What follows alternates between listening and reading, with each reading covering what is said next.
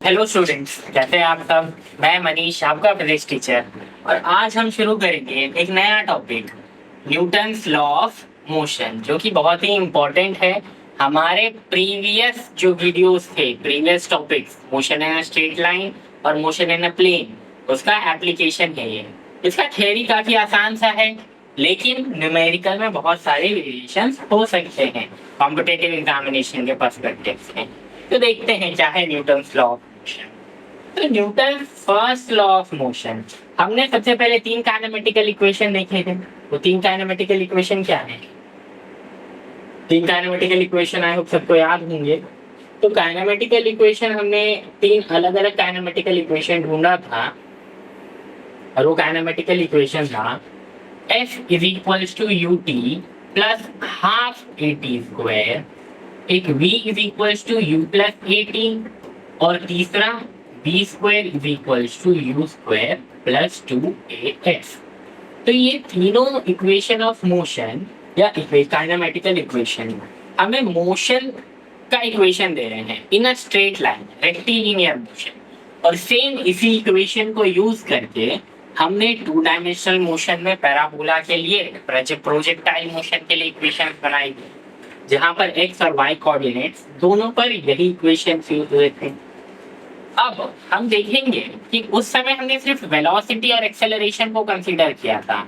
अब Newton's law of motion हमें और भी डायनामिक्स के बारे में बताएगा। जब हम एक मोशन कंसीडर करेंगे, तो अगर हम मोशन में हैं तो उसमें फ्रिक्शन एक चीज आ सकती है। उसमें भी दो टाइप होते हैं, काइनेटिक फ्रिक्शन, स्टैटिक फ्रिक्शन। अगर कोई चीज हवा में चल रही है तो वहां पर एयर फ्रिक्शन आ जाएगा, जिसे एयर ड्रैग भी कहते हैं। तो वो सब किस तरीके से काम करेगा, इनर्शिया क्या होती है, ये सब हम इस न्यूटन्स लॉ ऑफ मोशन में कवर करेंगे। तो यहाँ पर पहला लॉ क्या है न्यूटन्स फर्स्ट लॉ स्टेट्स कि any object tries to be in the same motion जिसमें वो पहले है।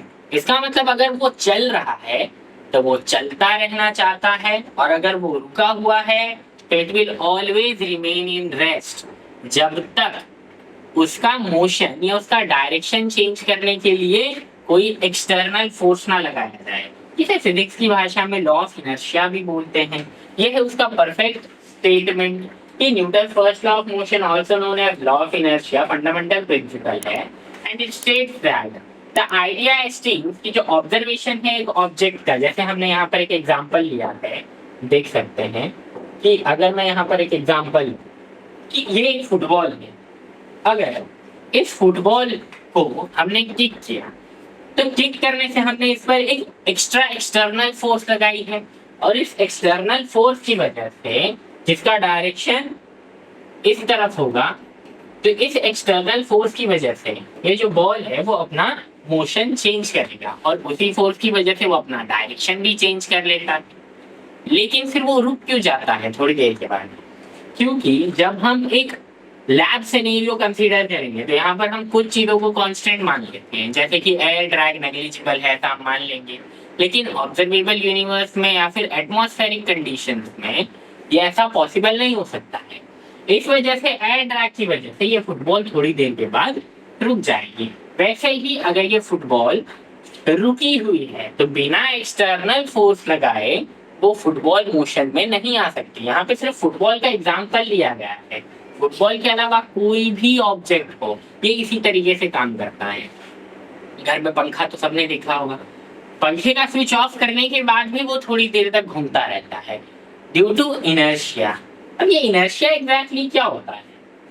इनर्शिया का मतलब ये है कि हम अज्यूम करेंगे कि एक मास है हमारे पास। अब इसमें बहुत सारे छोटे छोटे पार्टिकल्स होंगे जिसका एक इंडिपेंडेंट मास होगा, और वो सारे मास एक पॉइंट पर कॉन्सेंट्रेटेड होते हैं, जिसे हम कहते हैं सेंटर ऑफ मास। जो सेंटर ऑफ मास के लिए हम एक इक्वेशन लिख सकते हैं कि जो सेंटर ऑफ मास होगा, सेंटर ऑफ मास वो हो जाएगा x bar is equals to x1 into m1 plus x2 into m2 divide by m1 plus m2। ये दो मासेस के लिए है। मतलब अगर एक मास ये है और एक मास ये है, तो यहाँ से ये इसका इनिशियल पोजीशन है, यहाँ से इन दोनों का सेंटर का डिस्टेंस क्या है, दैट इज योर x1 और x2, और दोनों का मास क्या है, वो जाएगा m1 और m2। इससे हम सेंटर ऑफ मास कैलकुलेट करते हैं। वो पेन को उंगली पर बैलेंस करने वाला एग्जांपल सभी ने देखा होगा कि वो तभी बैलेंस होगा जब हम उसके सेंटर ऑफ मास के नजदीक पहुंच जाएंगे। ये सेंटर ऑफ मास बहुत ही इंपॉर्टेंट है इस इनर्शिया के लिए, क्योंकि इनर्शिया जो होता है वो एक अपोजिंग फोर्स है। मतलब इनर्शिया में ऑब्जेक्ट ये चाहेगा कि tendency to be in a rest, या फिर हम इसे और आसान बनाने के लिए कह सकते हैं tendency to be in a original motion या ओरिजिनल स्टेट, कुछ भी हो सकता है। इसका मतलब ये हुआ कि tendency to be in original state का मतलब कि अगर object initially it is in rest, it is in rest, तो वो रेस्ट में ही रहेगा जब तक कोई एक्सटर्नल फोर्स ना लगे। और if initially it is in motion, तो वो मोशन में ही रहना चाहेगा जब तक उस पर कोई एक्सटर्नल फोर्स नहीं लगता है उसे रोकने के लिए। तो सर्कुलर मोशन वाला जितना भी पार्ट था वो तो हमने पहले ही कंसीडर कर लिया था और उसे खत्म कर लिया है हमने लॉज ऑफ मोशन से पहले वाली वीडियोस में, मोशन इन अ प्लेन में। तो जिन्होंने भी वो वीडियोस नहीं देखे हैं पहले वो चेकआउट कर लें, क्योंकि वहां पर थ्योरी आपको अच्छे से समझ में आ जाएगी। उसके बाद हम इसके न्यूमेरिकल में वेरिएशन और भी अच्छे से कर पाएंगे। ठीक, तो ये हो गया इनर्शिया की tendency to be in its original state, कि अगर वो रुका है तो रुका रहेगा और चल रहा है तो चलता ही रहेगा। इसका मतलब कि यहाँ पर जो पहला चीज है ये हमें बता रहा है लॉ ऑफ इनर्शिया।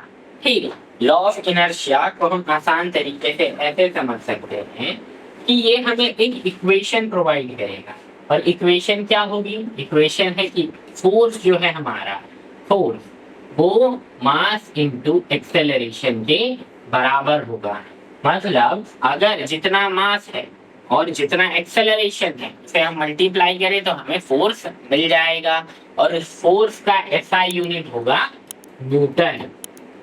फोर्स का एसआई यूनिट होगा न्यूटन, जिसे हम एमकेएस सिस्टम में केजी मीटर पर सेकेंड स्क्वायर बोलेंगे, और जिसके लिए हम डायमेंशन लिख सकते हैं, जिसके लिए हम डायमेंशन लिख सकते हैं L1 M1 और T-2। ये डायमेंशन बहुत ही इंपॉर्टेंट है, कॉम्पिटिटिव एग्जामिनेशन में डायरेक्टली यही पूछ लिया जाता है। तो जनरली अब तो ट्रेंड नहीं है कि जेई मेंस में ऐसे कोई सवाल पूछे जाएं, लेकिन जो नॉर्मली कॉम्पिटिटिव एग्जामिनेशन होते हैं, स्टेट कॉम्पिटिटिव एग्जामिनेशन, वहां पर ऐसी चीजें पूछी जाती है। ठीक, अब हम इस फॉर्मूले को नेक्स्ट लॉ से सॉल्व करने की कोशिश करेंगे। कि पहला लॉ तो लॉ ऑफ इनर्शिया है कि वो ये बताता है कि object will stay in its original state, जैसे वो पहले था वैसे ही बाद में भी रहेगा। अगर वो चल रहा है तो चलता रहेगा और रुका हुआ है तो रुका हुआ ही रहेगा। ठीक, अब हम अगला लॉ देख लेते हैं कि सेकेंड लॉ ऑफ मोशन जो है ये हमेशा यही स्टेट करेगा कि जैसे हमने ये इक्वेशन देखा था पीछे, हम इसे अब प्रूफ करने की कोशिश करेंगे होता कैसे है। कि सेकेंड लॉ ऑफ मोशन ये है कि एवरी बॉडी में जब एक अनबैलेंस्ड फोर्स लगाया जाएगा, ठीक, तो हम इसे ऐसे कह सकते हैं कि rate of change of momentum is directly proportional to the force applied in the direction of force।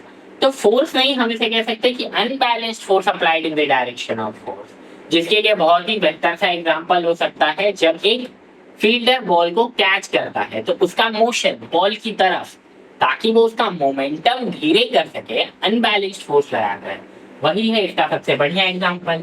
और ये प्रूफ कैसे होगा ये हम देखेंगे। हम जैसे इस लॉ से देख रहे हैं कि force is directly proportional to momentum, तो force is directly proportional to P। इसका मतलब F इज इक्वल टू, हम कैसे लिख सकते हैं, F is equal to K into M और V। अगर हम rate of change of momentum की बात करते हैं तो ये K हट के ऐसा हो जाएगा कि F is equals to m divide by t। ये हमें दे रहा है rate of change of momentum is equals to force. इसे हम और थोड़ा सा चेंज करेंगे, जैसे कि ये F t is equals to mv हो जाएगा। और अगर मैं इसे डेरिवेट करता हूं तो ये F is equals to m into d v by d t लेकर, और dv और dt क्यों लिया जाएगा, क्योंकि velocity with respect to time acceleration होता है, इसी वजह से force is equals to mass into acceleration हो जाएगा। तो यहां से ये प्रूफ हो गया। यहाँ पर एक और इंपॉर्टेंट चीज होती है जिसे हम कहते हैं इंपल्स, और वो इंपल्स ये है फोर्स इनटू टाइम। ये है हमारा इंपल्स, जिसे हम कहते हैं rate of change of momentum या फिर चेंज ऑफ मोमेंटम। मतलब डेल्टा पी के लिए एक तो फॉर्मूला हो सकता है m v one minus m v two. तो हम फाइनल माइनस इनिशियल करते हैं तो हम ऐसा कर सकते हैं कि m v minus m u लिख लेते हैं।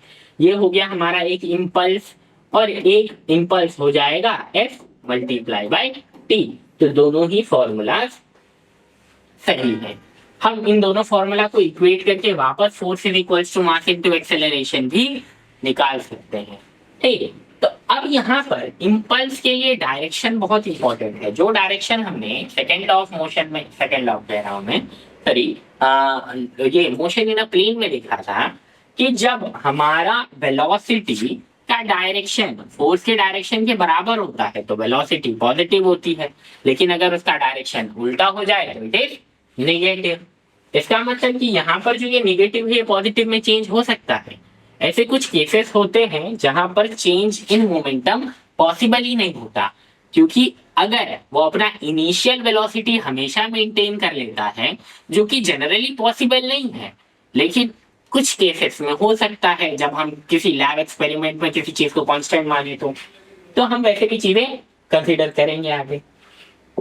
थर्ड लॉ ऑफ मोशन बहुत ही आसान है, तो जनरली सबको पता ही होता है, और जिसका बेस्ट एग्जांपल हो सकता है रॉकेट।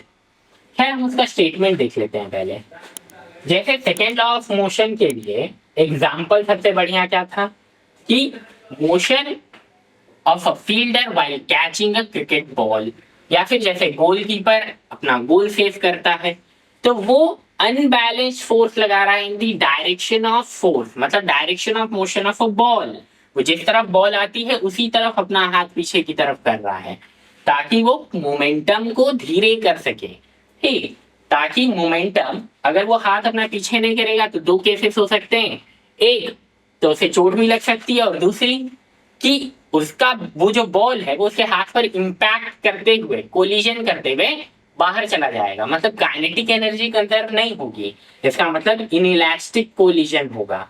ये कोलिजन बहुत ही इंपॉर्टेंट सा पार्ट है जो हम कंसीडर करेंगे आगे कि वो एक्चुअली होता क्या है।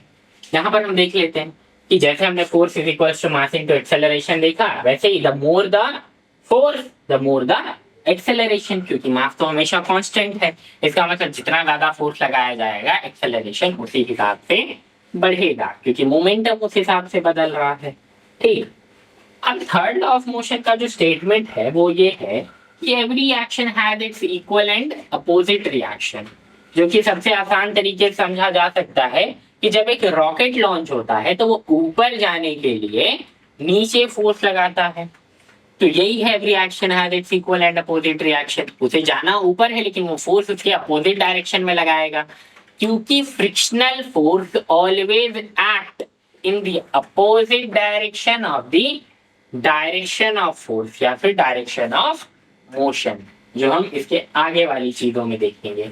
तो स्टेटमेंट वही है कि every action has its equal and opposite reaction, और इस चीज का कोई भी फॉर्मूला नहीं हो सकता। ये बस एक केस स्टडी की तरह है जो कि अलग अलग सिनेरियो में यूजफुल हो सकती है। तो यहाँ पे रिएक्शन और एक्शन फोर्स दोनों दिया हुआ है। ठीक, यहाँ पे रिएक्शन फोर्स कैसे होगा फुटबॉल के लिए, जब फुटबॉल को एक फुटबॉलर किक करेगा तो किक करने से उसके पैरों पर जो इम्पैक्ट होगा फोर्स का वो है उसका रिएक्टिंग फोर्स, और एक्शन फोर्स हो जाएगा कि वो फोर्स एक्सर्ट करने की वजह से जो उसके एक्सेलरेशन में चेंज आया है वो। ठीक, तो ये बहुत ही एक आसान सा सवाल है जो इसी तीनों टॉपिक पर बेस्ड है, हम पढ़ते हैं क्या है कि a batsman hits back a ball straight in the direction of the bowler without changing its initial speed of 12 meters per second. If the mass of the ball is 0.15 kg, determine the impulse imparted to the ball. जैसे हमने समझा था, यहाँ पे assume क्या करने के लिए कहा है, linear motion of a ball. इसका मतलब कि सपोज ये एक बैट है, बॉल का डायरेक्शन ये था, मतलब इसका यू ये था और इसका वी भी यही है, बिना इनिशियल स्पीड को चेंज किए, तो मास तो कभी चेंज होता नहीं है। तो यहाँ पे इंपल्स के लिए दो फॉर्मूला हो सकते हैं कि जो इंपल्स होगा वो हो जाएगा फोर्स इनटू टाइम, तो टाइम तो हमें दिया नहीं है, तो दूसरा फॉर्मूला क्या है इंपल्स के लिए कि impulse is equals to change in momentum, और चेंज इन मोमेंटम होता है m v minus m u. ठीक, तो अगर मैं चेंज इन मोमेंटम इस तरीके से देखूं कि m u minus m v, अब यहाँ पर हम ये समझ सकते हैं कि डायरेक्शन ऑफ मोशन के हिसाब से एक बार वेलोसिटी पॉजिटिव होगी, एक बार नेगेटिव होगी, क्योंकि डायरेक्शन बदल रहा है वेलोसिटी का। इसका मतलब अगर मैं मास को कॉमन लूं तो ये हो जाएगा u माइनस वी, और क्योंकि यहाँ पर लिखा हुआ है कि the initial without changing its initial speed of 12 metres पर सेकेंड, इसका मतलब ये भी 12 होगा और ये हो जाएगा -12, क्योंकि डायरेक्शन बदल रहा है, और 0.15 मल्टीप्लाई बाई 12 प्लस 12 जो कि हो जाएगा 0.15 मल्टीप्लाई बाई 24, और 24 मल्टीप्लाई बाई 0.15 इज 5 4 का 20, 2 5 टू द 10 तो 12, और ये 4 और 2 1 का 2, 0 4 to 6 और ये 3 हो जाएगा, और पॉइंट है इसका मतलब 3.6, तो 3.6 न्यूटन, 3.6 न्यूटन का इम्पल्स जेनरेट हो रहा है यहाँ पर। तो इम्पल्स का मतलब फोर्स ही होता है, इसी वजह से यहाँ पर एन आया है न्यूटन। तो इम्पल्स का मतलब होता है वेरी शॉर्ट, बहुत ही कम फ्रैक्शन ऑफ टाइम में जो फोर्स इम्पार्ट होता है उसे हम बोलेंगे इम्पल्स। आई होप सबको वीडियोस अच्छे लग रहे हैं, तो प्लीज सब्सक्राइब करें और कमेंट भी करें आपको अगर कोई भी दिक्कत हो तो।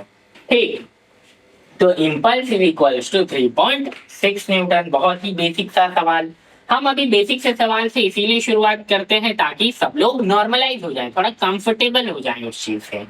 बाद में जब हम जेई सुपर क्वेश्चंस लेकर आएंगे तब हम डिफरेंट क्वेश्चंस देखेंगे जहां पर हम थोड़े बहुत सिनेरियोस भी चेंज कर सकते हैं।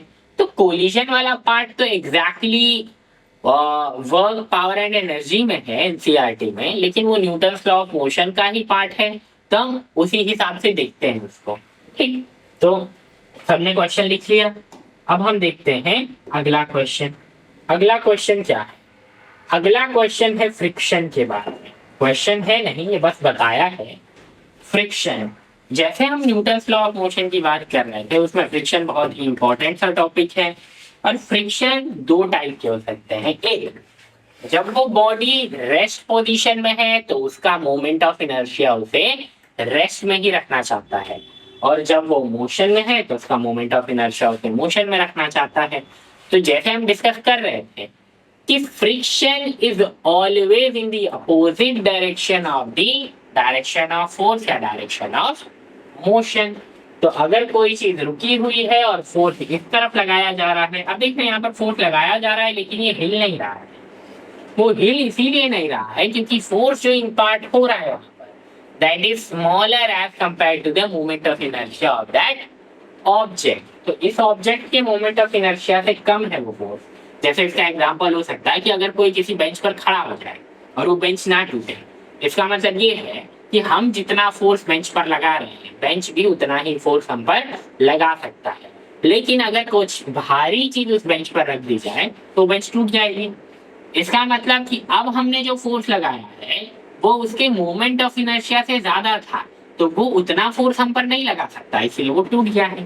तो यहाँ पर जो फोर्स लगाई जा रही है वो कम है इसके मोमेंट ऑफ इनर्शिया से, इसीलिए हमें कोई भी मोशन देखने के लिए नहीं मिलेगा। लेकिन फ्रिक्शन तो इसी तरफ होगा क्योंकि ये अपोज कर रहा है मोशन को, इसीलिए फ्रिक्शन जो है वो हमेशा अपोजिट डायरेक्शन में होती है, डायरेक्शन ऑफ फोर्स है। लेकिन अगर फोर्स को धीरे धीरे बढ़ा दिया जाए तो ये चलना शुरू कर देगी, और यहाँ पर फिर एफ के जो होगा उसका काइनेटिक फ्रिक्शन का जो डायरेक्शन होगा वो हमेशा इस इसके अपोजिट डायरेक्शन में ही होगा, क्योंकि वो भी फ्रिक्शन ही है। काइनेटिक फ्रिक्शन का मतलब ये होता है कि अब फ्रिक्शन धीरे धीरे कम हो गया है।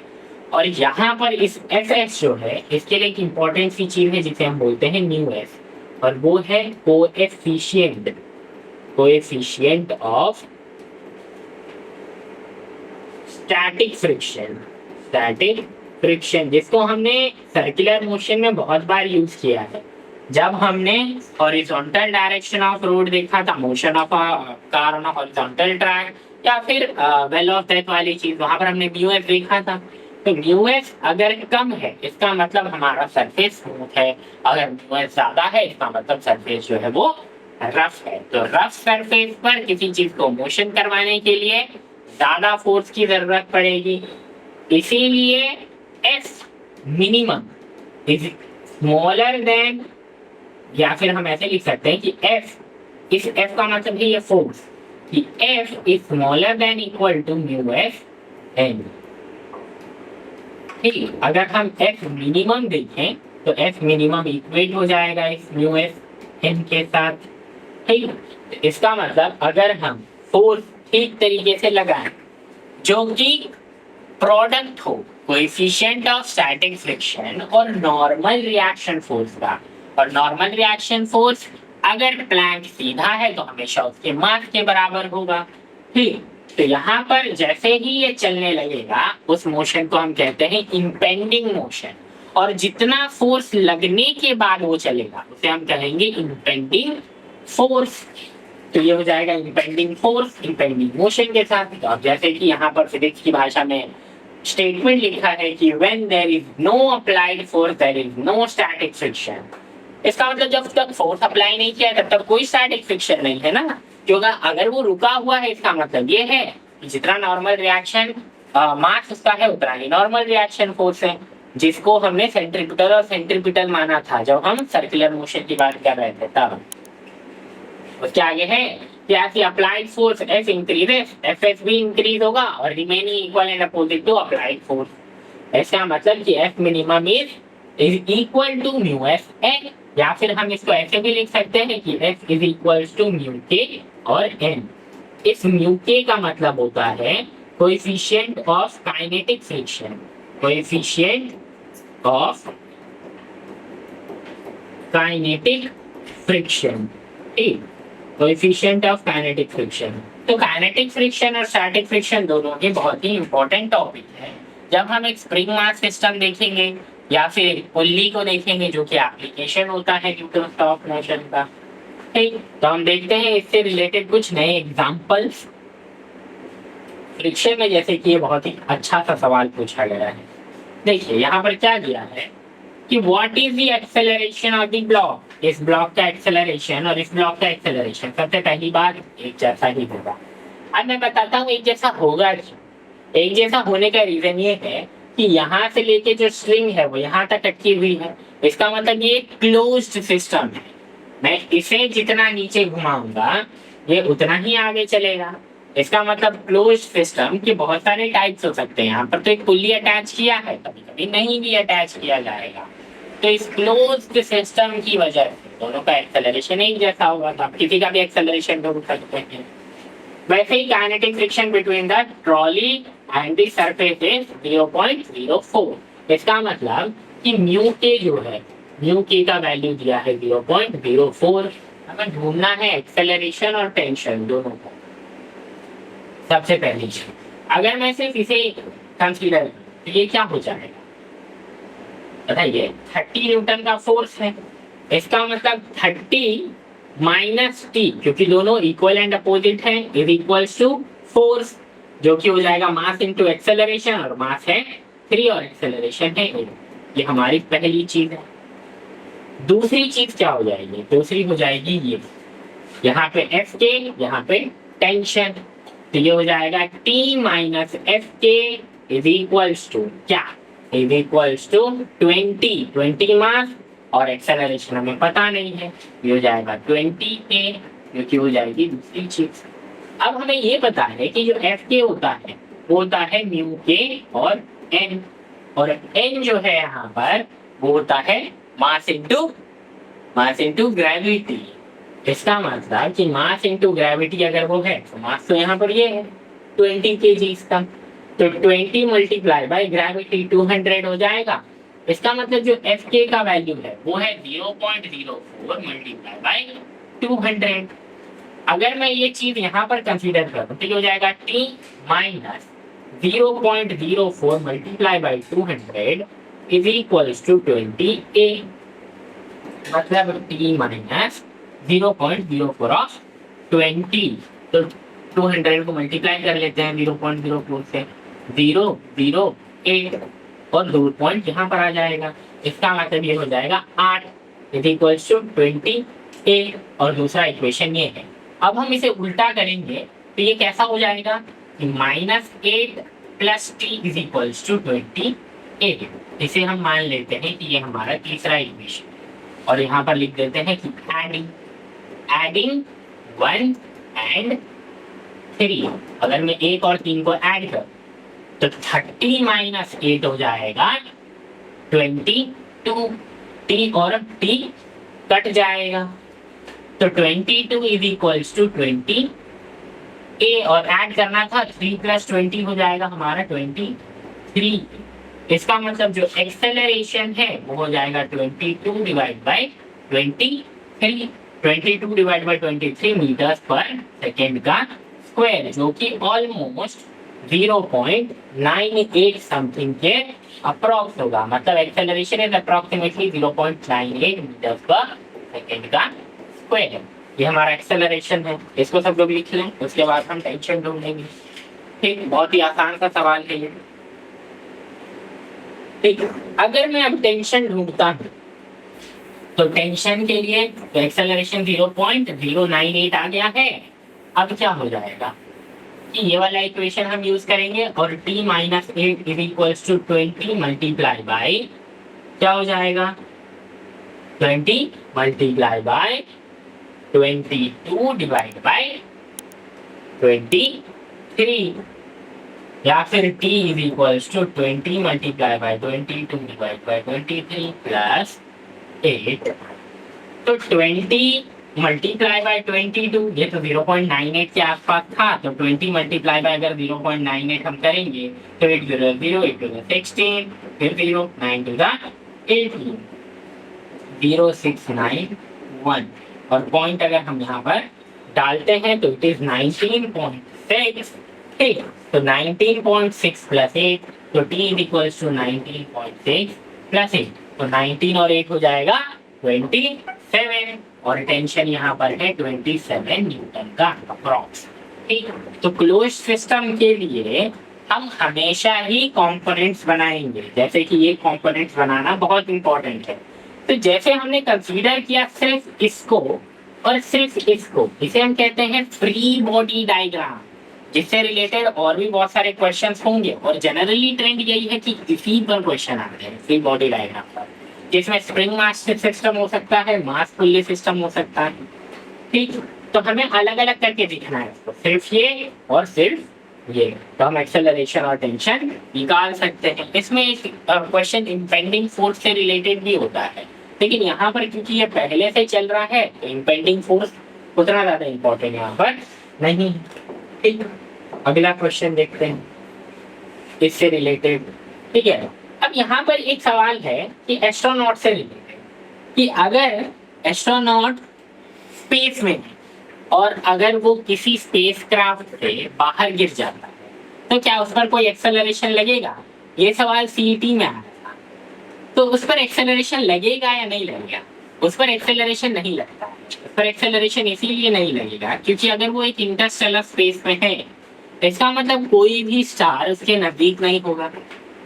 मतलब ग्रेविटेशनल फोर्स किसी भी स्टार की वजह से उस स्पेसक्राफ्ट पर नहीं होगा जिस पर एस्ट्रोनॉट था, और क्योंकि एस्ट्रोनॉट स्पेसक्राफ्ट से बाहर आ गया है एक्सीडेंटली, उस स्पेसक्राफ्ट का जो मास है it is very negligible space के फ्री स्पेस से। इसका मतलब वो भी एक नेग्लिजिबल ग्रेविटेशनल पुल क्रिएट करेगा एस्ट्रोनॉट की तरफ। मतलब एस्ट्रोनॉट पर कोई भी एक्सटर्नल ग्रेविटेशनल फोर्स ना लगने की वजह से स्पेस में उस पर कोई एक्सेलरेशन नहीं लगेगा। इसी वजह से हम वेटलेसनेस देखेंगे स्पेस में। वीडियो सबने ही देखे होंगे यूट्यूब पर, स्पेस में जो साइंटिस्ट काम करते हैं स्पेस स्टेशन में वो उड़ते हुए नजर आते हैं, क्योंकि वहां पर एक्सेलरेशन नहीं है। ठीक, तो फिलहाल इस टॉपिक में इतना ही है, और यहाँ पर सिर्फ और सिर्फ थ्योरी बहुत ही आसान है, लेकिन इसमें बहुत सारे वेरिएशंस होंगे न्यूमेरिकल के साथ, और भी कुछ एक्स्ट्रा थ्योरी होगी जो कि हम अगले पार्ट में कवर करेंगे। तो पढ़ते रहें, कुछ डाउट हो कमेंट करें। आज के लिए इतना ही, थैंक यू।